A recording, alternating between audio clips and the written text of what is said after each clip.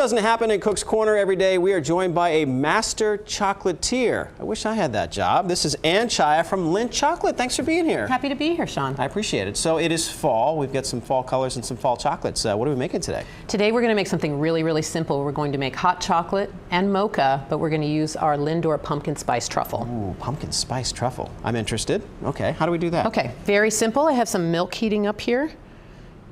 Okay. Turn that up. I don't want to burn it because that would just ruin the whole concept of making an enjoyable drink. For good TV as well, but let's not do that. Okay. So while that's heating, we could do a mocha. I brought some coffee. Okay. Always prepared. I can't survive without coffee. I can't survive without chocolate. Gotcha. So would you be my assistant? Sure. I need 3 Lindor pumpkin spice truffles opened. Oh, you want me to open those? Yes, I do. Okay, I've done this before. Look at that. Okay, there we go. 1. And I have extra should you want to indulge. Can I become a chocolatier now that I'm doing this? We'll talk after okay, it might be after a little the bit show, of a stretch. maybe. Okay. Let's see how good your mocha 3. is. I can do 3. I did 3. Perfect. Okay. I mean, if you want more, you can always do more, but we find 3 is sufficient. So then just pour the hot coffee on them. Okay. And then you can stir that. Here's a spoon. Look at that. Wow, and you just melt that right in there. That's all you do. So you got lots of fall chocolates here. What kind of stuff do you have? We do.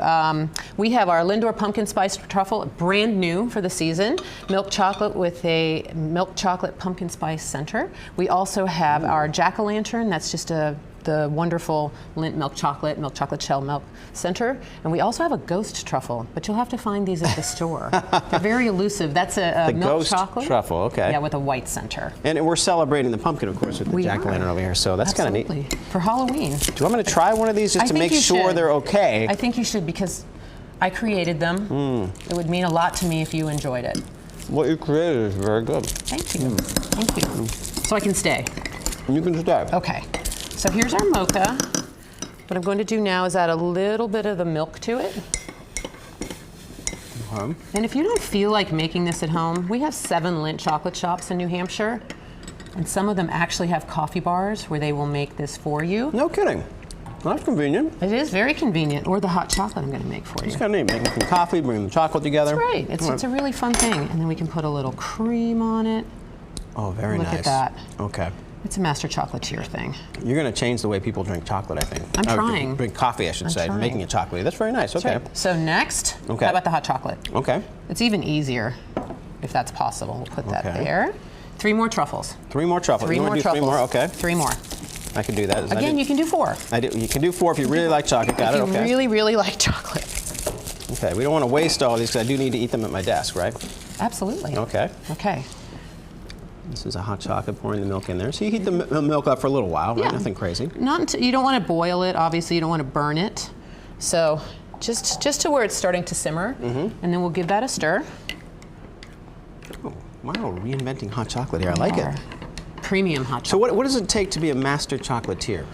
A lot of work. I studied in Switzerland, where I did an apprenticeship as a pastry chef, chocolatier, and then I started working with Lindt right after I graduated. No kidding. So, yeah. So do you eat chocolate all day? Every day.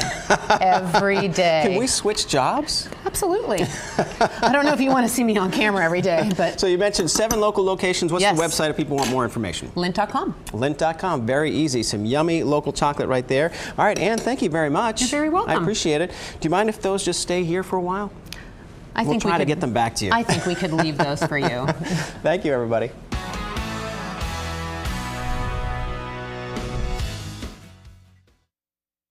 No one covers New Hampshire like we do. Now, WMUR News 9 this morning. Good morning, everybody. At 6:30, I'm Amy Covino. We begin with a live look at Hampton Beach. It is foggy, steamy, 62 degrees there. So much rain overnight in parts of the state. Here's a look at our top stories on the half hour.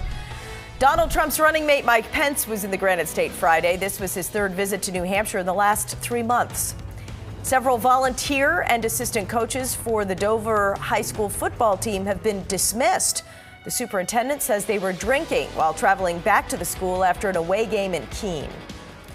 But first, heavy rains pounded parts of southern New Hampshire and the seacoast last night. This was the scene in Dover near the Cocheco Mill. You can see drivers trying to pass through the flooded road. It was a similar scene in Manchester where our crews saw several vehicles, underwater, thanks in part to storm drains that were clogged with fall leaves. We'll have much more on that in just a minute, but first let's check in with Josh Judge in the Weather Center. Josh, that was quite a storm we had last night. It really was. The rain just was getting heavier and heavier, and all of a sudden a lot of places started hearing thunder and seeing lightning last night. Here's a replay of it for you as it rolled on through the state, and we'll superimpose the lightning strikes over it. There were a lot of them. It pulled away, and you can see things have calmed down a little bit now. But there's still some drizzle out there. Drizzle doesn't usually show up on Doppler. And there's more rain that could be moving in from our west later today. So this morning, some drizzle and a couple of showers. And then this area of rain pushes in this afternoon and into the evening. So there'll be a few more showers around. We're at our high temperatures this morning. Temperatures will fall this afternoon, falling through the 60s and the 50s. And the wind picks up later today and tonight.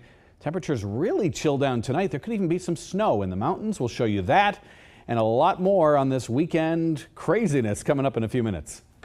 Yeah, this morning some people are waking up to damage caused by last night's storm. In Epping, a shed was destroyed when it was hit by lightning around 9:30.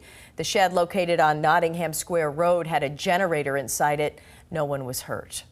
In Durham, one person is recovering after being hit by lightning. Officials say the victim was inside a home on Bennett Road when the person was struck. The victim was taken to the hospital. At this time, there's no word as to his or her condition. Elsewhere in Durham, people were dealing with flooding. Parts of Main Street, Pettybrook Lane, and the area by the town hall were all underwater last night. UNH also saw some flooding, and students were asked to stay indoors. The water has now receded, but with more rain on the way today, town officials are not letting their guard down. What we've been advised by the National Weather Service is that we're likely to get some additional flood rushing waters. And so, we're on the lookout and trying to be very cautious. The heavy downpours caused some issues for Southern New Hampshire Medical Center in Nashua. It had to send ambulances to other nearby hospitals last night because water flooded the hallways in the ICU. The emergency room stayed open, and the hospital says no patient care was impacted. As we mentioned, more rain is expected today. You can track the weather that's headed your way by visiting our website. There you'll find an hourly forecast, interactive radar, and other pictures and videos from last night's storm. You'll find it all at WMUR.com. We turn now to Commitment 2016 news. For the third time in 3 months, Donald Trump's running mate, Governor Mike Pence, rallied for votes in New Hampshire. The vice presidential nominee spoke to voters at Exeter Town Hall. A WMUR Granite State poll released this week shows the Trump-Pence ticket has some ground to make up among voters in the Granite State, with Secretary Clinton leading by about 15 points. But Pence told reporters at a stop in Epping earlier in the day he's optimistic. Meantime, Democratic strategist Sean Downey says Donald Trump is threatening the peaceful transfer of power after the election. I think it's important to remember what the Trump-Pence ticket is all about lately. It's about insulting women, claiming that our election process is rigged, and what's truly scary is the refusal to agree to accept the results of our very sound election system here in the United States. Hillary Clinton will campaign with Senator Elizabeth Warren in New Hampshire on Monday. They'll host a rally at St. Anselm College. Now to New Hampshire's congressional races. The latest WMUR Granite State poll shows the Democrats holding strong leads. Right now, in the first congressional race, Carol Shea Porter is leading incumbent Republican Congressman Frank Ginta 43% to 29%. Independent Sean O'Connor is polling at 10%. In the second congressional race, incumbent Democrat Annie Kuster is leading Republican Jim Lawrence 51% to 23%. More Commitment 2016 coverage now, and Democratic candidate for Governor Colin Van Ostern was in our studios this week taking questions via social media. Van Ostern was the latest to take part in our Facebook Live with the Candidates series. WMUR political director Josh McKelvin has a wrap-up. Facebook Live and Colin Van Ostern and T-Lock jump right in with a common question in the race for governor. He wants to know, what's your stance on welcoming refugees and immigrants into the state? Well, I think our diversity is a point of strength in New Hampshire. It's one where it's one of the things that makes our country great as well, frankly. I also know that as governor, my first responsibility is to protect the safety and security of the people of our state. So I know that anyone who comes here as a new American needs to go through a long and rigorous security screening process. Sometimes this can take as long as a year or two. Bruce asked simply, what about the Second Amendment? I know that a individual has a constitutional right to bear arms, and I think that's something we need to protect. I also believe it's consistent with common sense gun violence prevention laws. I believe that we should have a better job of universal background checks. Jordan wants to know, or wants you to describe your plan when it comes to bringing commuter rail to New Hampshire. Sure. I have been passionate about this. It's not a silver bullet, but it's one of the tools in our toolbox that we need to strengthen our economy. Commuter rail from Boston up to Nashua, the Mill Yard in Manchester, and the Manchester Airport would help private businesses create thousands of jobs. Just a few things on the minds of voters in the race for governor as the countdown continues toward Election Day. Josh McKelvin, WMUR News 9. Our Granite State debate series is coming up in less than 2 weeks. On November 1st, tune in for the race for governor. Invited candidates are Republican Chris Sununu and Democrat Colin Van Ostern. On November 2nd, it's the U.S. Senate debate between Republican Kelly Ayotte and Democrat Maggie Hassan. The first CD debate takes place November 3rd. It features Republican Frank Ginta, Independent Sean O'Connor, and Democrat Carol Shea Porter. And rounding out the series will be the second congressional district debate between Democrat Annie Kuster and Republican Jim Lawrence on November 4th. The debates start at 7 p.m. They will be live streamed on WMUR.com and our mobile app. In other news now, a Merrimack man is accused of assaulting a driver while wearing a Hillary Clinton mask. Police say Nicholas Bonzagni was protesting the presidential debate Wednesday night along Route 101A when he assaulted a driver who yelled at him at a traffic light. He later turned himself into police on a misdemeanor simple assault charge. He's free on bail. Several volunteer and assistant coaches for the Dover High School football team have been dismissed.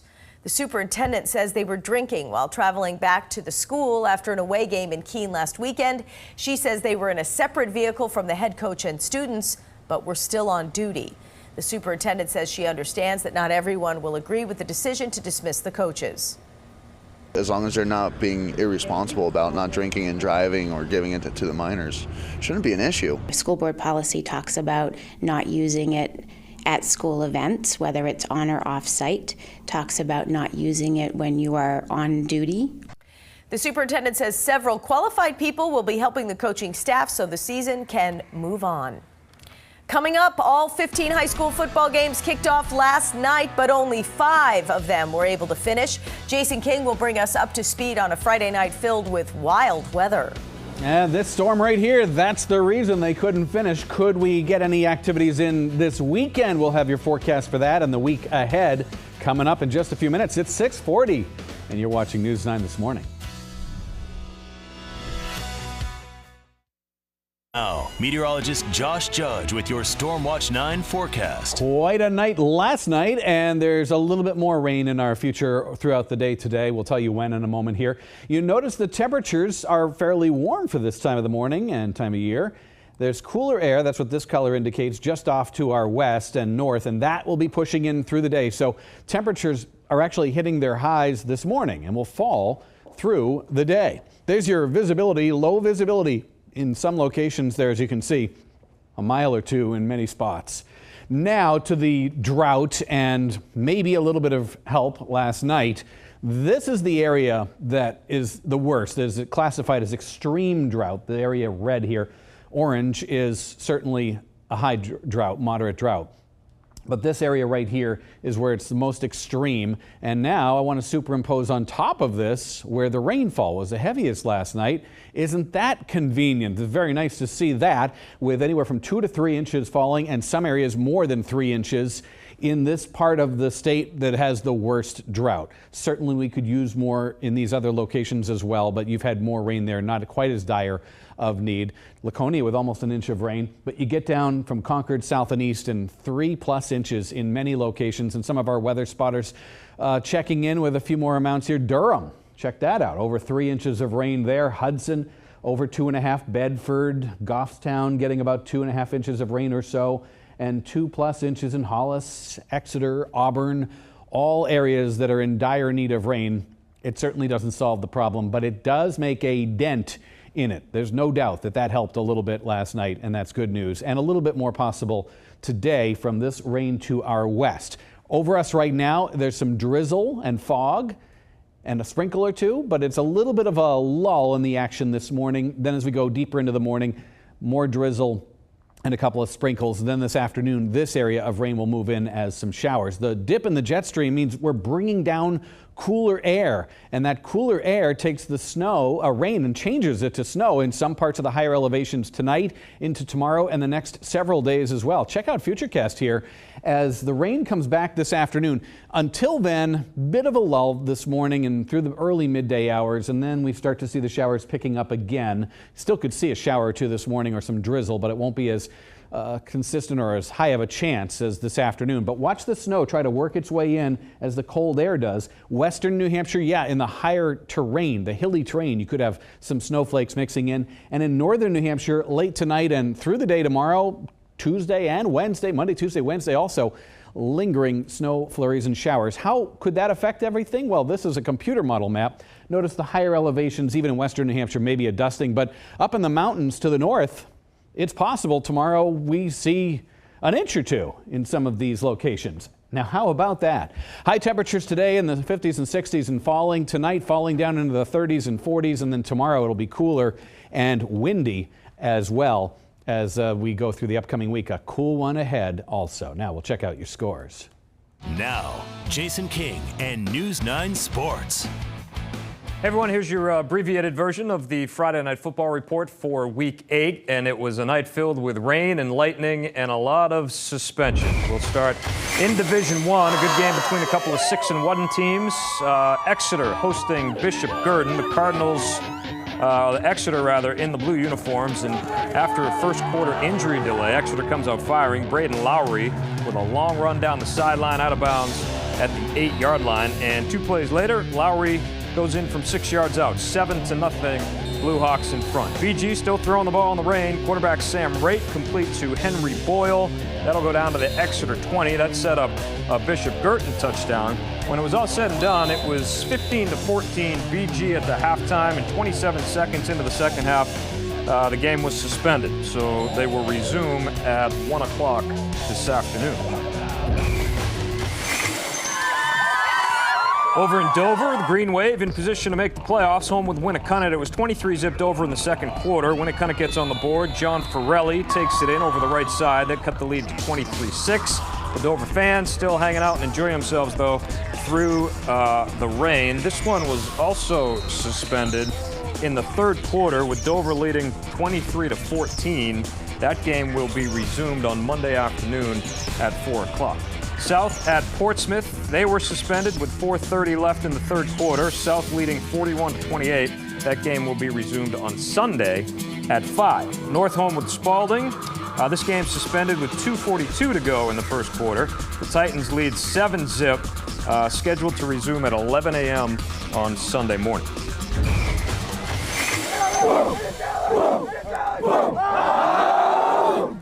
All right, Alvirne home with the Blackbirds of Keene in the first quarter. The Blackbirds strike first. Marcus Sosha finds a wide open Michael Abreu, 80 yards for the score. 2-point conversion would be no good, so it was 6-0 Keene.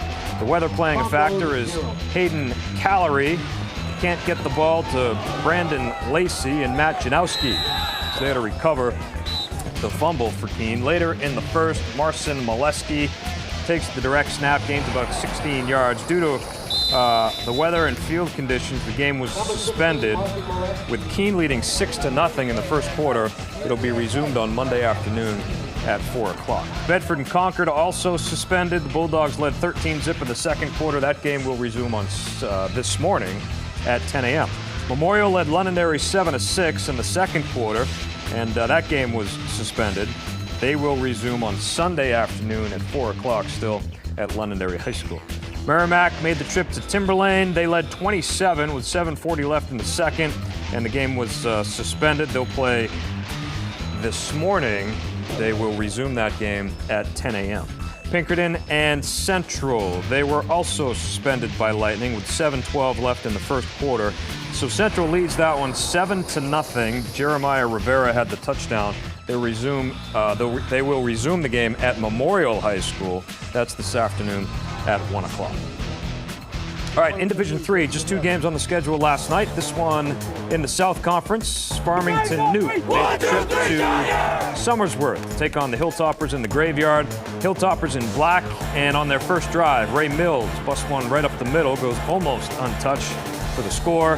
8-0 Somersworth in front. Farmington looks to get it rolling through the air. Quarterback Chris Demers complete to Noah Vanderboot, but that drive would stall for the Tigers. The Hilltoppers, they go on to win big, 45-0. Stevens and Fall Mountain, the Cardinals improved to 6-1. They get a big win, 60-zip. Parker Smith caught 2 touchdown passes and threw for a third. In Division 2, Hanover, home with Kennett, and the Marauders, they haven't allowed more than 9 points in the last 6 weeks. They win 10-zip and improve to 8-0. Caleb Putnam carried the ball 33 times for 144 yards and a touchdown. All right, the Milford Spartans rallied around their quarterback, Zach King, last night. The senior's mom lost her battle with cancer this week, and the community came out to show its support. The Spartans hosting Sanborn. Milford's opening drive, King gives to Maverick Dodier, who breaks a tackle and finds the end zone. Touchdown, Spartans made it 7-zip. This time, King hands it off to TJ Anderson. He spins free. Definitely had the wrap-up last night. Anderson breaks away. Another touchdown made it 14-zip. And the fans hanging in there and loving it through the rain. Sanborn strikes in the second quarter. Brian McGough fires downfield. Cullen McGuire comes down with it for the touchdown, made it 14-6. That was the score at halftime, and that game was suspended. They will play the second half on Sunday afternoon at 5 o'clock. This is Guilford Belmont playing at Merrimack Valley. First quarter, Golden Eagles with the ball. Hunter Bean finds Dominic Troiano for 25 yards. And a few plays later, Bean will take it right up the middle for a 1-yard touchdown. Made it 8-0 Guilford. Second quarter, Merrimack Valley gets it going. Evan Martin is going to find Ryan Nylon, who breaks a couple of tackles here, and he's going to go 54 yards. A few plays later, Martin and Nylon would hook up again for a touchdown. Merrimack Valley goes on to win 32-16. That's their second win of the season. Trinity at Laconia, the Sachums reached the 500 mark with a 48-zip blowout. Jacob Hillgate ran for 139 yards and 3 touchdowns, and Jacob Ellis returned a punt for a score. A reminder, you can watch our Friday Night Football reports, all of them in their entirety, on our website, WMUR.com/FNF, and you can also follow us on Twitter. Use the hashtag FNFWMUR. All right, that's sports for now. Have a great Saturday. Easy for you to say, Jason King. Still ahead on News 9 this morning. A kitten in Massachusetts needs a new home, but rescuers are having a hard time finding the right family. What makes this cat so unique? And now to our You Local hotshot. Check this out. Our news photographer here at Channel 9, Danny Ryan, snapped this picture in Dunmarton this week. He said he sat in his car and watched this bear for a long, long time. Such a thrill, right, to have that close brush with wildlife. You can submit your pictures and your video and join the thousands of You Local members by logging on to ulocal.wmur.com.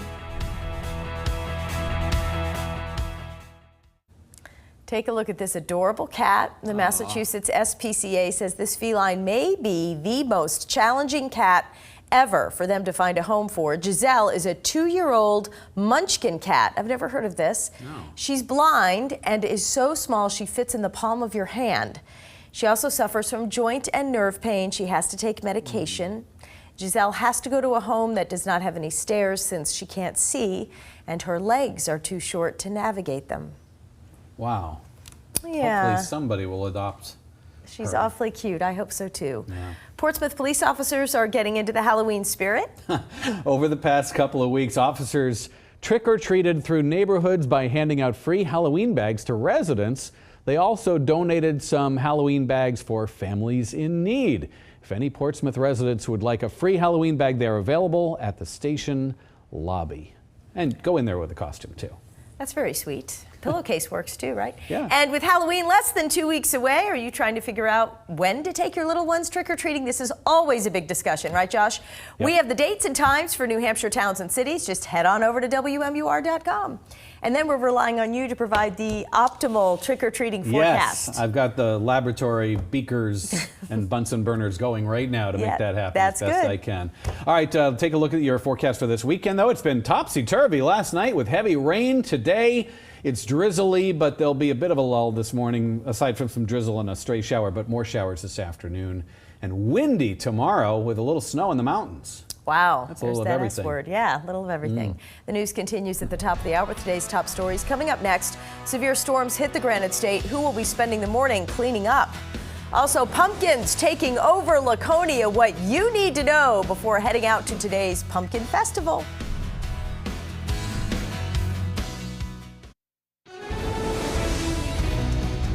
Now on News 9 this morning, rain, lightning, and flooding. It was a messy night for parts of the Granite State. We'll show you some of the damage done by last night's storm.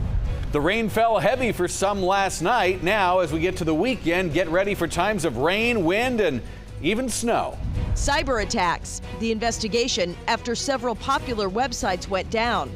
A New Hampshire company is among the victims. And Commitment 2016 coverage. We're just over 2 weeks away from the election. What Vice Presidential candidate Mike Pence told supporters at a rally in New Hampshire.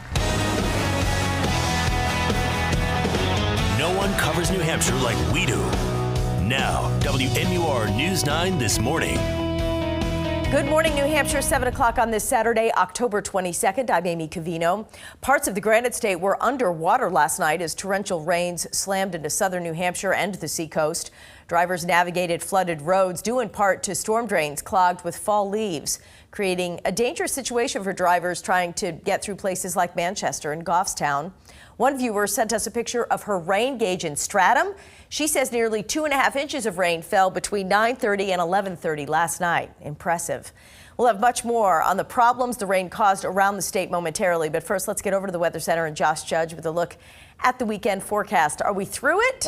We're through the heavy rain and, of course, the thunder and lightning. There's a look at it last night at 7:30, and I'll put this in motion slowly and let you see the rain as it moved through heavily, inundating areas like Manchester, Nashua, over the Merrimack Valley, and then worked its way eastward. Rochester, Dover, Portsmouth, Kingston, Epping, Exeter, Hampton, Seabrook, all seeing a lot of rain, and many, many more towns that desperately needed rain saw heavy amounts of it, and that was good news for the drought. It certainly helps. Doesn't solve anything, but it makes a dent in it for sure. Next up, it's this batch of rain right here. At the moment, we've just got some drizzle and mist. There could be a little sprinkle or two here and there later this morning, but it's this afternoon that batch of showers will move in at times in some spots. And the temperatures, it's 50s and 60s now. That's the highs for the day. They'll be falling through the rest of the day. We've got a look at how much fell in your neighborhood in a few minutes in your full forecast. The heavy rain created issues across Manchester last night. Several cars on West River Drive were partially underwater as neighbors helped to clear storm drains. Many roads in the city were flooded, and officials asked people to avoid driving on them until the rain passed. One man got caught in the high water at the corner of Maple and Webster Streets. We were heading out for the movies, and our car flooded in that corner. So we just pushed it till here. As you can see, I'm all drenched. The roads are flooded. It's crazy. All the cars are going 5 miles an hour. It's really funny because, you got the little cars, they're praying. You can see them driving. They're praying, trying to get through. You know what I mean? And then you got the big trucks. They just don't care. You know what I mean? They're running through. Public Works called in staff to address many of the issues. And the Brentwood Police Department and town offices cleaning up this morning from some flood damage. Fire officials say the gutters had been removed from the building for roof repair when the rain hit. Because the water had nowhere to go, water flooded the basement where the police department is located. No word on how much damage was done or if any services were impacted because of the flooding. New this morning, a woman in Newmarket was trapped in her apartment by flooding last night. This happened on Exeter Street. Fire officials say the water was not draining. Her apartment began to take on the water. Rescue crews had to go through a window in order to rescue her. Right now, residents on the first floor of the building are displaced because of water damage. And right now, more than 700 Eversource customers in the Goffstown area are waking up without power. At its peak, almost 2,700 people were without electricity. Eversource officials tell us an issue with an insulator caused the problem. And coming up in our next half hour, we'll have more on last night's storm, including at least one injury and a fire sparked by lightning. New developments from overnight. An Amtrak Downeaster train was stuck for several hours. The engine was stopped just north of the Haverhill station because of problems with a freight train ahead of them. One passenger on board says the situation was frustrating. The train itself is actually getting pretty drenched. All the connections between the cars and parts of the ceiling have water coming through them.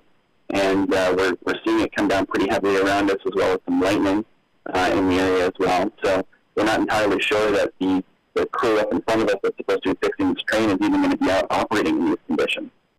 Passengers report the train reached its final destination around 1 o'clock this morning. Turning to other local news now. New this morning, a woman was hit and killed by a vehicle in Londonderry. This happened around 6 last night on High Range Road near Mayflower Drive. Investigators say a woman was walking in the area and was struck by a passing vehicle. She was taken to the hospital where she was pronounced dead. The driver is cooperating with police. No arrests have been made. No word on if any charges will be filed. Also new from overnight, Manchester police are also investigating a crash that involved a pedestrian. This happened around 10:30 near Bridge and Elm Streets. Investigators tell News 9 the person hit was taken to Catholic Medical Center with serious injuries. The cause of the crash remains under investigation. And right now, a Granite State company is investigating after a series of major cyber attacks paralyzed parts of the country. Manchester-based Dyn got hit multiple times Friday, interrupting systems and their customers, which include Twitter and Netflix. Dyn sent out an alert saying someone had sent a distributed denial of service attack on their infrastructure. This type of cyber attack sends large volumes of traffic to specific servers to shut them down. I would recommend that folks take a look, perhaps with the help of someone who's tech savvy, at the types of devices they have in their home, whether they're internet connected web cameras or DVRs or even your home wireless router, to see whether these are vulnerable. Again, Dyn has not spoken to us since the attacks. However, the White House is calling the disruption malicious. To Boston now, where crews have recovered the body of a second construction worker killed after getting trapped in a flooded trench. Investigators say it appears a pipe burst and the workers were unable to escape in time. The trench was about 12 to 15 feet deep. Witnesses say the scene was heartbreaking. One guy put rope around it, went down. They had a ladder down there, like they were all scurrying. The incident is under investigation. The area is expected to be closed for several days as crews try to figure out exactly what happened. Back here in New Hampshire, a Rochester woman is accused of providing the fentanyl that killed a man last month. Rochester police arrested 22-year-old Nina Batista Friday. Last month, emergency responders found a 23-year-old man dead at a home on Osborne Street. Toxicology reports show the man died from acute fentanyl intoxication. Batista is charged with dispensing a controlled drug with death resulting. Right now, there's a death investigation underway in Raymond after a 41-year-old man was found unresponsive and pronounced dead. Investigators say the death appears drug-related. And if that's the case, this will be the 5th deadly overdose this year, in addition to 30 non-fatal overdoses. Getting drugs out of reach before they can be abused. That's the goal of a statewide event this weekend. The DEA's annual Drug Take Back Day has moved 6 million pounds of drugs off the street since it started. This year, the New Hampshire portion of the program is expanding. WMUR's Ray Brewer explains how. In April, the DEA collected over 12,000 pounds of prescription drugs. Now they're hoping to get even more out of the medicine cabinets and off the streets. In the lobby of the Hooksett Police Department, there is a box for disposing of unwanted prescription drugs. Saturday, it will be one of many. Last time we did it, we had 83 locations. This time, 103. For the 12th time, the DEA is partnering with local organizations. Any drugs that are old or expired that will not be used, if anybody's lost a loved one that has unused medications, we want to get those off the street and disposed of safely. The reason for devoting a special day to taking back back legal drugs is simple but profound. We know that 4 out of 5 heroin users, fentanyl users start with prescription pills, so we need to get those pills taken away. Only pills or solid medications like patches will be accepted, no liquids or needles. The DEA says that getting the pills disposed of properly can help prevent a future tragedy. You know, we talk about children. We know so many children are getting caught up in this stuff. They're rifling through medicine cabinets. The collection period runs from 10 in the morning until 2 in the afternoon. The drugs will be accepted with no questions asked. And if people are concerned about their privacy and the information on the labels, police say don't worry. All unused medications that are disposed of here at the police department, they're going to be sealed and disposed of safely, so you don't have to worry about the security of your information on the prescriptions themselves. While they collect prescription drugs year-round in Hooksett, they say that Saturday is very important in helping to get the word out and getting these drugs off the streets. In Hooksett, Ray Brewer, WMUR News 9. Coming up on News 9 this morning, a suspicious letter mailed to a presidential candidate's campaign headquarters. What was inside the envelope sent to Hillary Clinton? A chemical spill is causing health problems for residents in Kansas. How many had to be treated and where this incident unfolded?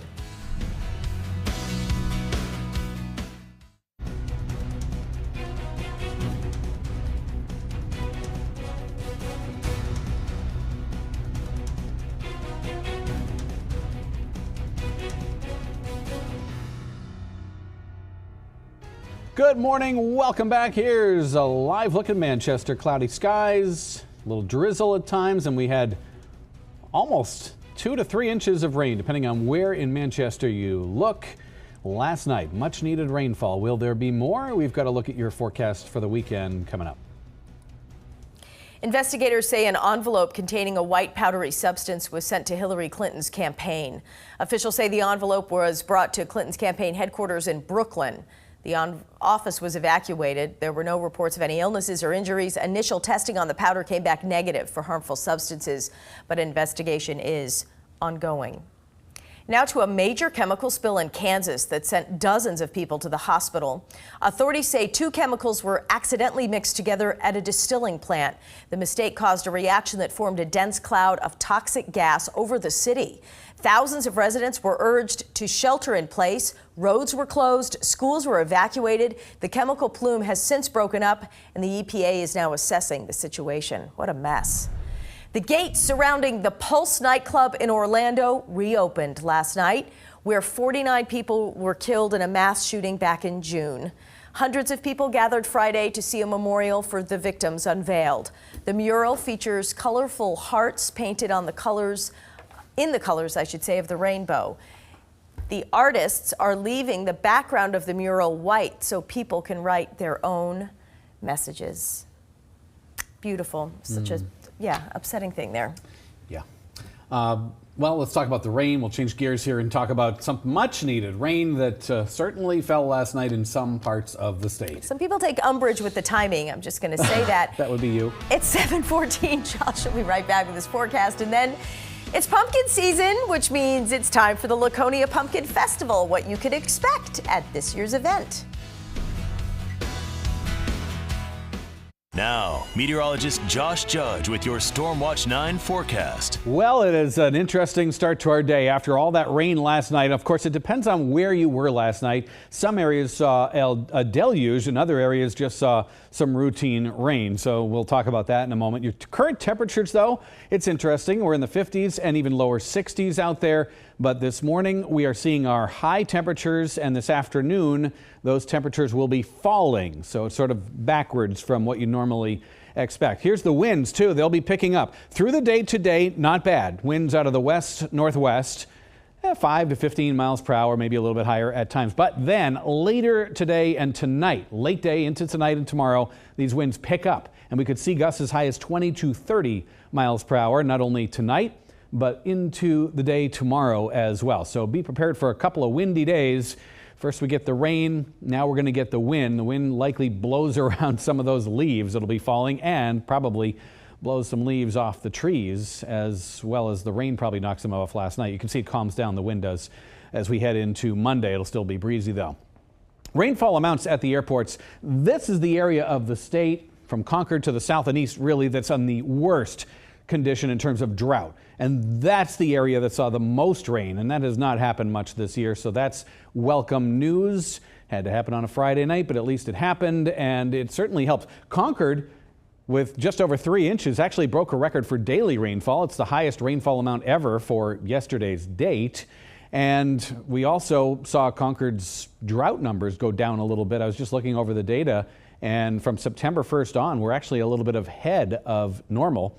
That's not the case for farther to the south and east locations, though. Anyway, there's a look between 2 and 3 inches, and then this morning, that was through midnight. Since midnight, a little bit more, 1/10 of an inch more in the Seacoast, 2/10 of an inch in the Upper Valley, so a little bit more. And here's some amounts for you from some of our weather spotters in this extreme drought location. You can see the numbers speak for themselves. Anywhere from 2.5 to 3.5 inches of rain fell in a lot of parts of southeastern New Hampshire. There goes the heaviest rain. It pulled through last night. It moved its way eastward and now is out of here with just some drizzle or mist in some locations, but you do see the rain off to our west and our south. That will be pushing on in, along with the jet stream bringing cooler air in place as well. So something interesting could happen tonight that hasn't happened very much yet or at all, and that is the rain advances, first of all, through the day today. So this morning, it's some drizzle or sprinkles here and there, but it's a bit of a lull, and then showers re-entering the picture this afternoon, some downpours possible into this evening. Then the cold air pushes on in, and look what starts to happen. Some rain in even the higher elevations of parts of southern New England and New Hampshire, rather, could see some snow mixing in, and it could change over to snow or mix with snow in the mountains to the north overnight into tomorrow morning and continue through the day tomorrow as well. It means that there could actually be some very, very light snowfall amounts, maybe a dusting at the mountaintops in western New Hampshire, and maybe up to an inch or two in some parts of the higher elevations of northern New Hampshire as well. And that could continue off and on Monday, Tuesday, Wednesday in the mountains as well. Highs will be falling today. We're at the highs right now. Tonight down in the 30s and 40s, and then tomorrow, as you can see, a lot cooler, 40s to the north and 50s everywhere else, and quite windy tomorrow at times. So be ready for that. Leaves getting blown around. This is what I love because it blows the leaves off my lawn and right over to my neighbor's yard. Absolutely. Oh, my word. Making friends with the neighbors. So break out the sweaters and the jackets. It's going to get a lot colder. The boots, sure. Okay. Well, tens of thousands of people are expected in the Lakes region today for the New Hampshire Pumpkin Festival. The event features a stab, at least, at the Guinness World Record. WMUR's Andy Hirschberger explains. There could literally be more lit pumpkins here than there have ever been anywhere in the world. It's all part of the New Hampshire Pumpkin Festival 2016. Betty Stafford and her friend Gay Jacques dropped off 4 pumpkins Friday in downtown Laconia. They wanted to be part of this weekend's run at history. Because it's fun. Yeah. It's Halloween. It's fun. I haven't done this since I was a kid. Yeah. These are just some of the tens of thousands of jack-o'-lanterns that will be lining the streets and stacked on towers this Saturday as they try to break the world record for most lit pumpkins, 30,581, which was set in Keene in 2013. And then there are people that are bringing them in from all over the state that just want to contribute to the festival. So they said there was a drought and that there would not be a great pumpkin crop this year, but I think we have kind of proven that we have plenty of pumpkins. Our employees carved them. We had a great time yesterday. We went downstairs and made a huge mess in the lunchroom. 22 pumpkins, guts all over the place and drills, and it was just a fun day. This is the second year Laconia has hosted the event, but organizers say it's more of a regional celebration of all things fall. There will be a road race, entertainment, kids events, and more than 80 vendors. More than 40,000 people are expected. Local merchant Charlie St. Clair says almost 5,000 folks came to his antique shop last year. Well, this is just another great reason for people to come to the city of Laconia, and this certainly gives them a lot to do. It's great for the residents and the businesses in the area.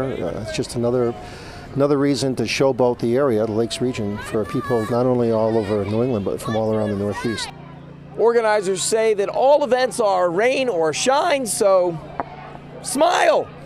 It should be fun. In Laconia, Andy Hirschberger, WMUR News 9. I think Andy liked his assignment. What do you think? Coming up next, just because the growing season is almost finished doesn't mean you have to say goodbye to your plants just yet. How you can save your garden seeds for next year.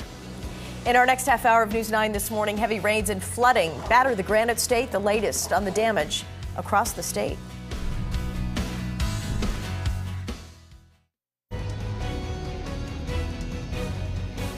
Welcome to today's Grow It Green. We're at Lull Farm in Hollis, and I'm joined by Jeremy Delisle of UNH Cooperative Extension. And Jeremy, we're going to talk about gathering seeds here today. But first, a beautiful field of sunflowers that we're in, and I gather this is a plant that seeds are pretty easy to gather, right? Yeah, it sure is, right? This one, so sunflowers, when we're talking about flowers and seed saving, this is an easy one. It's obvious. These are a little bit early still in their stage of development, so we're going to need them to grow a little bit longer. These petals will start to die back, and the fronts here will basically start to rub off, and once that starts to happen, you know those seeds are good and dry and mature, and that's when you can go ahead and harvest the head. You can remove the seeds and store them separately, or leave them in the head and pull them out and plant as you need to. Okay, so Jeremy, another thing people often gather the seeds for, I've got a tomato plant that was just great this year. I want to recreate that plant next year. How do I go about it? Right, so great question. The take-home message is basically you want to choose varieties that are open pollinated, okay? And which means they will come back true to seed. And so basically then what you would want to do, you want to avoid hybrid varieties if you're going to save seed. Okay. And why is that, Jeremy? Because they come from two very specific parents, and without access to both of those parents, homeowners can't make that cross and get the same variety and the same traits that they would. So with something like the tomato, you want to make sure it's good and ripe, okay? You're going to cut it in half and basically harvest these seeds. A spoon is helpful. You can go into a container just like this. You're going to get a little bit of gel in here, which is what you want. Tomatoes are a little different. They have that gel, and so you'll want to harvest as many seeds as you want to, add some water to that, and then you're going to allow that to basically ferment for about 5 to 7 days. You may see a little scum on the top. That's Do what I you want. cover it or anything, or leave it uncovered? You could cover it with, say, some cheesecloth just to keep fruit flies, that type thing, from getting at it. And it is going to ferment. You're going to see a little scum layer on the top, which means it's working. Okay. And now what about squash? Right. There? So squash, you basically want to make sure they're mature, and you do that by doing the fingernail test, making sure that you don't leave a mark, and then you know that they're good and ready. You can even let them go a little long. You're going to harvest, remove these seeds again, and you're going to get something like this, and it's going to have a little bit of flesh on it. So what you need to do is just rinse these off under cold water, and then lay them out to dry on something like wax paper. Give it a couple days. They're going to shrink down a little bit, and then you want to store those in a paper envelope in the refrigerator in a glass jar. And keep them over winter then in the refrigerator. Absolutely, yep. All right, well that's great. And if I need some more information about this, where would you suggest I look? Right, so I would say contact the Education Center. You can call us 877-EXT-GROW, or you can go to UNH Extension, the website, and you can find a lot more resources there. All right, thanks. And that's it for today's Grow It Green.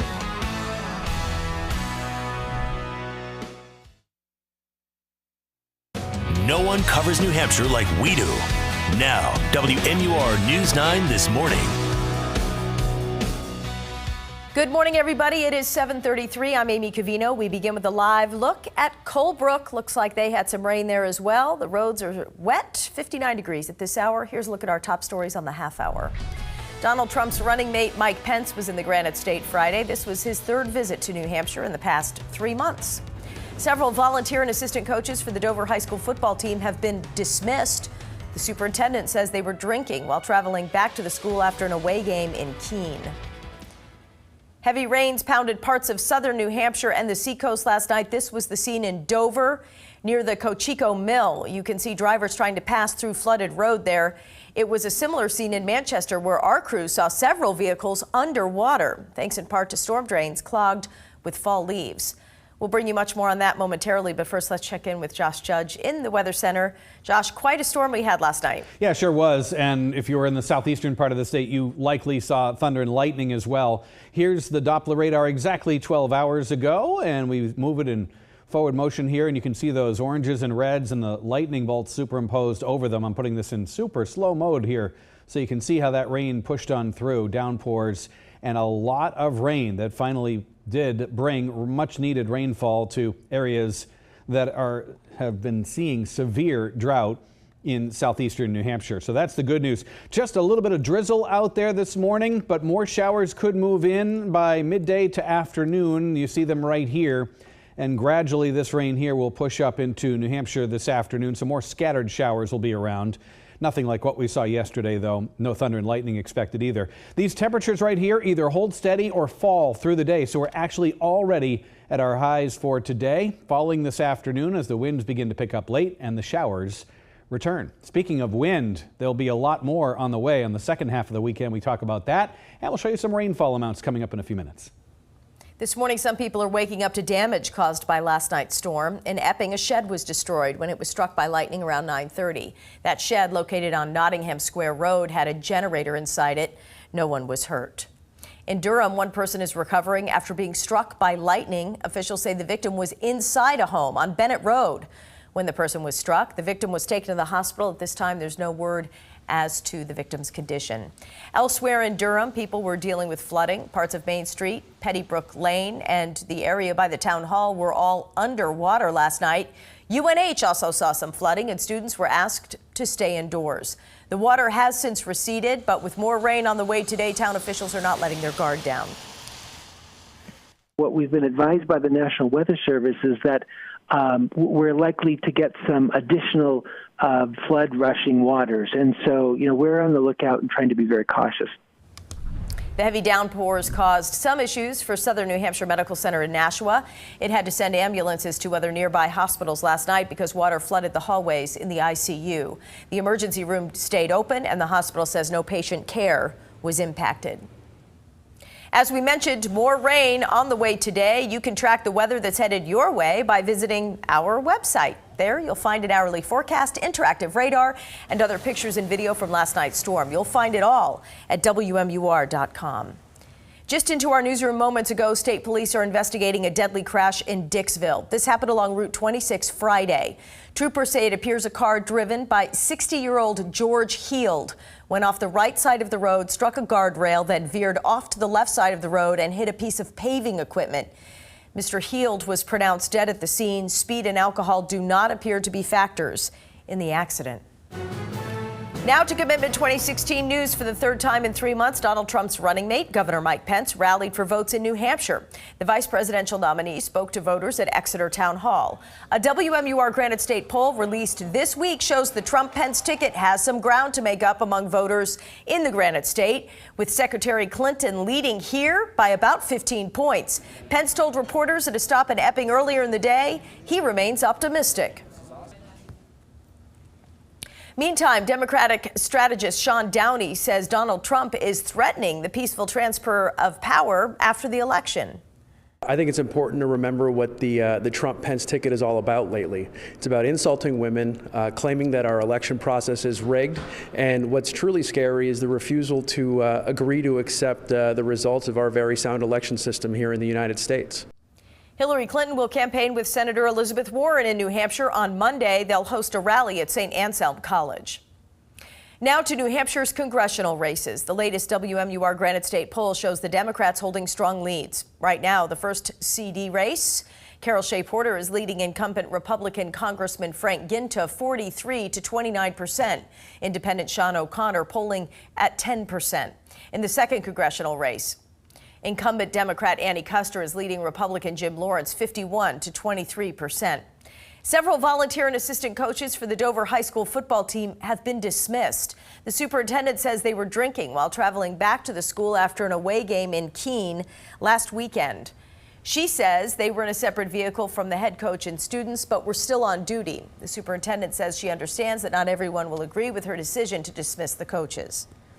As long as they're not being irresponsible about not drinking and driving or giving it to the minors, shouldn't be an issue. School board policy talks about not using it at school events, whether it's on or off site, talks about not using it when you are on duty. The superintendent says several qualified people will be helping the coaching staff so the season can move on. An Army Reserve officer who nearly died a year ago during a physical fitness test says he's buried under thousands of dollars in medical bills and wants the public to know how the Army treated a war veteran. Now their case is getting a second look. And after 40 push-ups, I was done. I collapsed on the floor. November 5th last year, at Fort Devens, Massachusetts, Captain Morgan was taking the Army-mandated annual physical fitness test. As time went on, my symptoms got worse. I couldn't stop sweating. I couldn't catch my breath. My pulse was racing. Blood pressure was out of control. That was after Morgan served 9 months in Afghanistan, returning in 2013 and transitioning from 10 years on active duty to the reserves.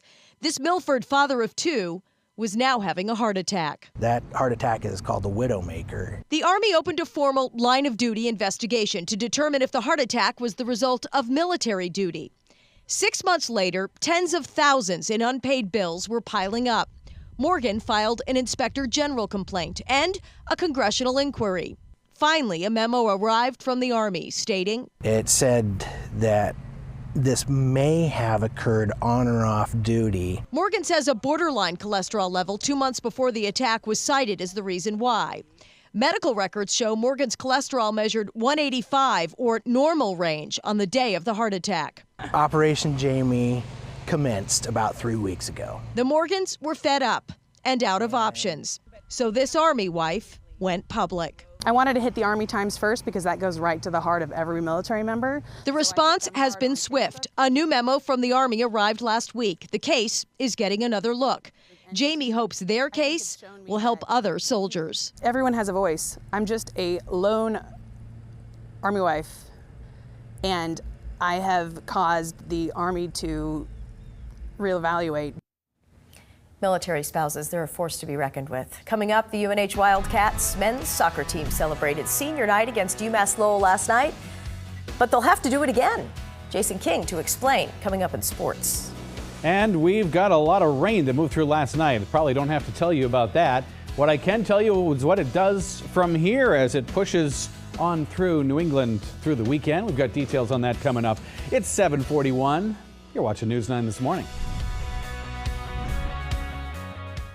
Now, meteorologist Josh Judge with your Stormwatch 9 forecast. Here we go. We have the weekend here after the heavy rain that fell last night in so many locations, and you can see some leftovers from it here in Claremont this morning, where it's 52 degrees. Winds fairly light right now out of the northwest, about 6 miles per hour, and the visibility about 2 miles. There's a lot of fog and some drizzle and mist in some locations this morning, so keep that in mind as you're out driving around. May hamper your travel just a little bit. Now to the temperatures. 50s to the north and west, 60s to the south and east. These temperatures will pretty much hover or fall through the day. They hold or fall. That means a colder air mass to the west is pushing in through the day today, and temperatures will begin falling. Here's a look at it going through the day. Look at how they've fallen into the 50s, just a few 60s left by early this afternoon, and then by this evening, we're all down pretty early in the evening to the 40s, and cooler air is pushing on in.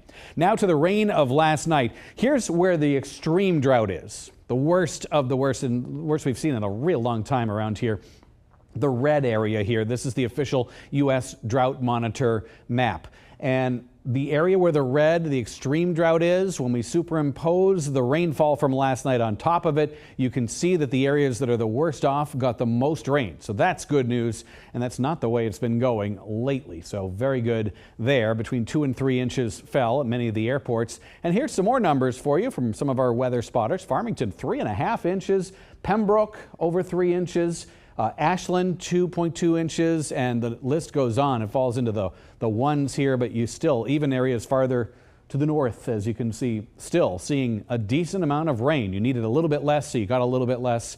It works out. It's a good situation to be in. Does it solve our drought problems? Of course not, but it does put a dent in them and help a little bit. And I was looking at the numbers, and now from September 1st to the present, when you factor in last night's rain, most of us are actually above normal rain from September 1st on. If you go back to the first of the year, we're still all way behind.